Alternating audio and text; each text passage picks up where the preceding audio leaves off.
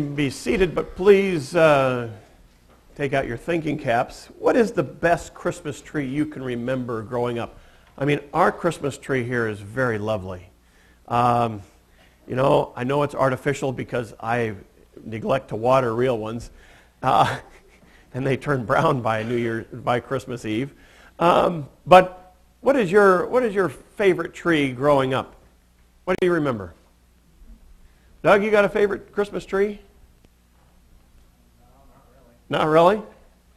No favorites? None that stick out? What kind of tree did you have? You had Charlie Brown trees? Cedar trees? You had cedar trees growing up, went out in the field, whacked one down.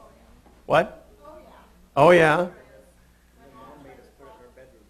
Then Mom made you put the Christmas tree in your bedroom?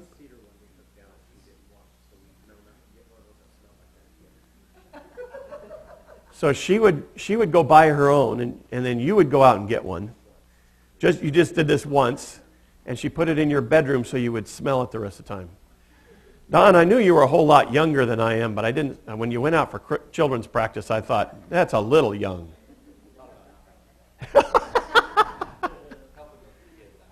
I know where your heart lies. Other Christmas trees?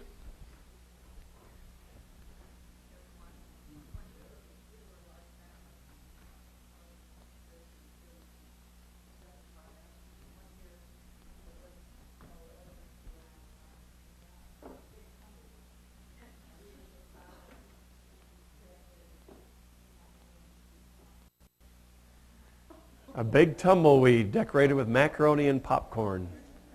All right. No pine trees around. Not even cedar trees, huh? Anybody else? Have a tree you remember? Good or bad? My mother likes noble firs. I don't know if you're familiar with those. They're not real popular, and there are a few around. They're really hard to grow in Nebraska, and they're really slow growing. But they're these trees that just have a branch here sticks out, 5 or 6 branches, and then the up a ways, and then another one, and it's in layers. So all of her ornaments hang down straight, and you can see all of her ornaments all the way around. That's, I think, why she buys those noble firs. Very strange tradition. My grandfather, on the plains of South Dakota, and tightwad German that he was, he didn't even go get a cedar tree. He would go cut down just any old scrub deciduous tree that he found out in the yard or the field or whatever. He would spray paint them white, and then he would hang lights and ornaments on them. But I remember this tree growing up. It's something that Grandma stopped doing the moment he died.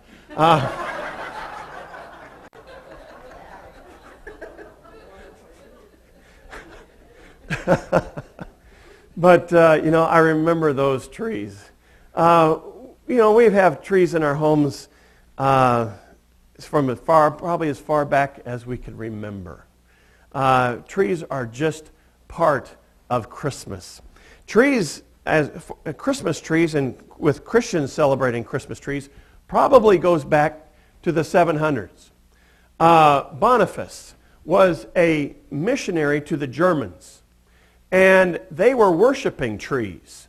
They believed that their gods inhabited trees, and there was this sacred oak at Donner, and or I don't know how to say that word. It's probably something else. But there was a sacred oak there, and they were worshiping this tree. And part of his efforts to disciple his congregation, he realized that they were going out and worshiping this tree, and so he cut it down.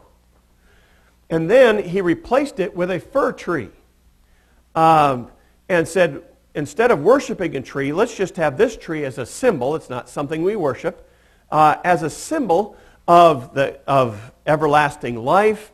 And since it's sort of a triangular shape, he said we can celebrate it the Trinity by looking at this tree and by having this tree in our homes. And so he tried to disciple his people by replacing their old oak tree with a fir tree. Now, it's not a bad discipleship technique. We know that if we need to turn away from sin and turn to God, and we need to turn away from, if we turn away from one thing and don't replace it with something better, oftentimes we just go back to what we were doing. And so this is what I think what his reasoning was. And so he replaced that oak tree with a fir. And we've been celebrating Christmas with pine trees and fir trees ever since. It's not particularly biblical, but it is something that we've done as a tradition. If we were to do something biblical, we would probably use the stump of that old oak tree rather than a fir tree. As we read in Isaiah chapter 11 today, we read about the shoot that comes out of the stump of Jesse. And really that is what we would need to look at this year. And this year during our Advent season, I've chosen to look at Jesus Christ, that great Christmas tree that God has given to us, that shoot that is arising out of the stump of Jesse. And so imagine, if you will, a stump that has been cut off and has no life left in it. But then, when everything seems hopeless, hope does arise. Isaiah writes during a time when Israel was on the precipice of God's judgment. God had been warning them for years, and he was warning them again. They would be able to stave off judgment in the southern kingdom for another 200 years. But at this time, the northern kingdom would go into captivity. Assyria was on the rampage, and Isaiah was this prophet of doom. Assyria was the big superpower of the day, and they were coming after the entire world and trying to conquer everything. And if you read, excuse me, I caught a cold this Thanksgiving. If you read the previous two verses to chapter 11, you read that the Assyrians had cut down entire forests of trees.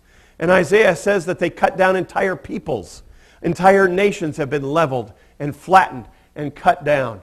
As Isaiah tells them, you need to repent or God will do this to us as well. They were rampaging towards Israel, cutting down everything in their path. And they had made the nation of Israel a nation of withered branches and dead stumps. There was no hope anywhere in their world. As far as they could see, where there had been once beautiful trees, now there was just stumps everywhere. Where once there had been a nation full of people and towns and industry and commerce and farms, now there was just charred and scorched ground as the Assyrians came towards them. But God promises that the Assyrians would be cut down themselves, that they would become a stump and lifeless, because God is a God of hope and a God of second chances. Here we see a clear cut. We don't see those around here too much. At the Nebraska National Forest, there's just not a lot of this going on. Where I lived in Washington and in Oregon, these are way too common. The way that the loggers do is they just come in and they cut down everything. Everything in their path, all leveled. They just say, this section today, we're going to chop it all down. Now, it looks horrible. And you look at it and you go, what can possibly good come out of this? But loggers are actually pretty good farmers. They know that if they cut down the entire forest, that new will grow up. They know that if they cut down on the entire forest, smaller trees will have a chance. And wildlife will have a chance. Wildlife and small bushes do great in clear cuts. And then the clear cuts grow to be mighty forests. Loggers know that there is hope even when you have a forest